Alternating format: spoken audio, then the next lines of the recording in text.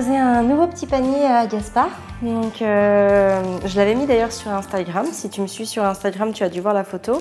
Donc dedans, j'avais mis 3 livres, un en tissu, qui fait un petit peu de bruit. Là, il arrive à grands pas. Un en carton, une histoire de Balthazar, de bébé Balthazar, une collection que l'on aime beaucoup. Et enfin, un petit livre en bois avec tout simplement le visuel des animaux. Donc les 3 livres sont mis dans le panier est posé sur dans le nid d'eau et l'enfant à ce moment-là vient observer qu'il y a du changement. Je change à peu près toutes les semaines, tous les 10 jours, mais pas plus. Alors tout à l'heure avec mon Gaspard, on est en train de jouer à la boîte de permanence de l'objet. Pour le moment, j'enlève encore le tiroir parce que c'est plus simple pour lui de comprendre l'effet le lien de cause à effet entre la balle qui rentre par ici et ressort par l'autre extrémité. Et il est juste derrière là-bas et il fait beaucoup de bruit. Est-ce que tu veux venir? Elle est où ta balle rouge, chérie? Ta balle rouge? Elle est où? Ouais. Aujourd'hui, je voulais te parler de ce moment arrivé vers 18 mois où l'enfant change un petit peu de comportement et où il commence à être traversé par des choses qui vont le gêner, qui vont le frustrer et du coup qui vont provoquer des crises. Les fameuses tempêtes émotionnelles comme je les appelle. Peut-être que si tu t'es aperçu de ce changement de comportement chez ton enfant, ouais.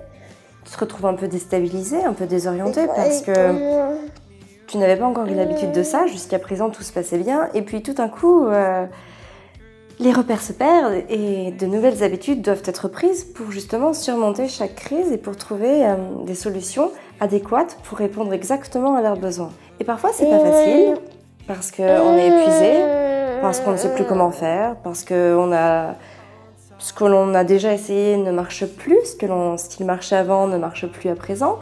Et voilà, on se retrouve dans une situation un petit peu désorientée, où on perd pied, et puis où l'entourage parfois, et même souvent, est plutôt de mauvais conseils.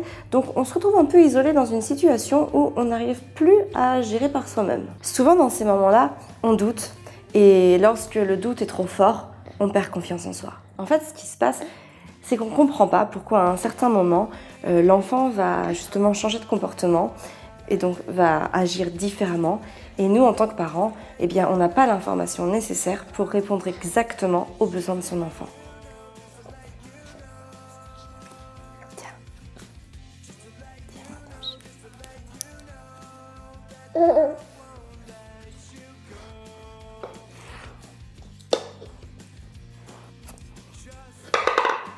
Chez nous, cette période a été très difficile parce que Arthur a commencé cette période un peu avant ses 2 ans, donc vers 18 mois, ou entre 18 et 2 ans, on va dire.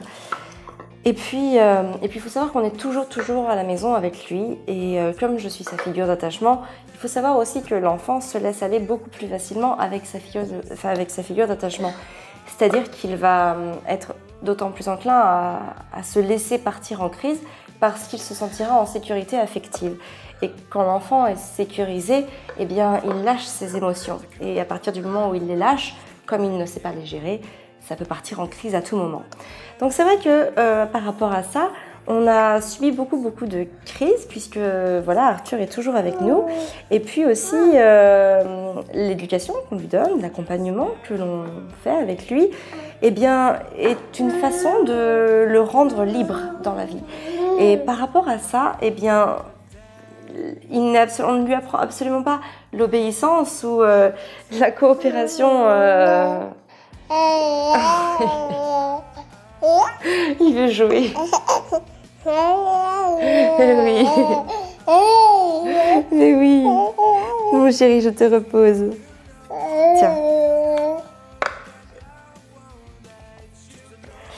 Oui, ce que je voulais dire, c'est qu'on ne lui apprend absolument pas à être ni obéissant, ni à coopérer par obligation.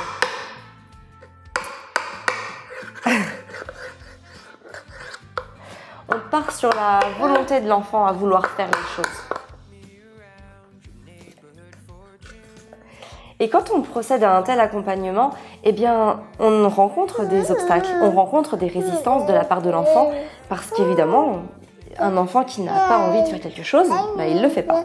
Et c'est aussi simple que ça. Sauf que si nous, on a vraiment envie qu'il fasse la chose en question, eh bien ça devient très compliqué parce qu'on essuie des refus. Et puis, si on continue à s'obstiner dans le chemin que l'on a pris, forcément, on va vers la crise à tous les coups. Oui! Oui, mon amour. Tu veux la mettre dans ta boîte? Tiens.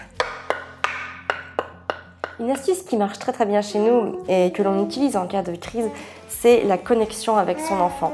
Rester connecté, savoir prendre le temps de exactement écouter ce dont il a besoin, savoir exactement ce qu'il veut nous dire aussi, c'est très très important. Et ça passe par une connexion intense avec son enfant. Et si on doit se mettre à l'écart des autres, je crois qu'il veut faire la vidéo à ma place.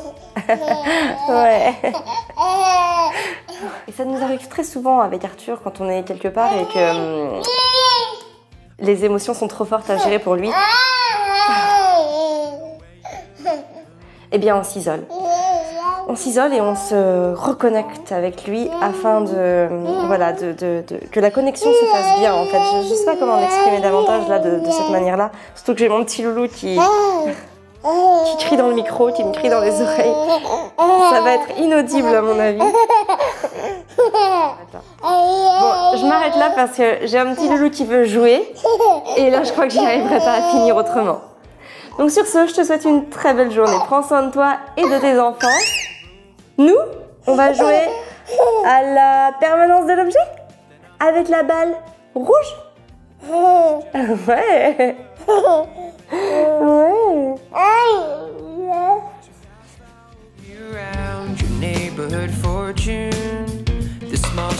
Parler de l'allaitement, c'est un sujet qui me tient énormément à cœur. Pour moi, c'est l'une des meilleures choses que l'on peut donner à son enfant. C'est quelque chose qui est gratuit et que toutes les femmes possèdent. Au début, quand j'ai voulu allaiter Arthur, c'est une décision que j'avais déjà prise pendant ma grossesse. Même, je pense, intimement, avant même d'être enceinte, je savais que je voudrais allaiter mes enfants. Pendant ma grossesse, quand on me posait des questions, je disais oui, j'allaiterais bien évidemment.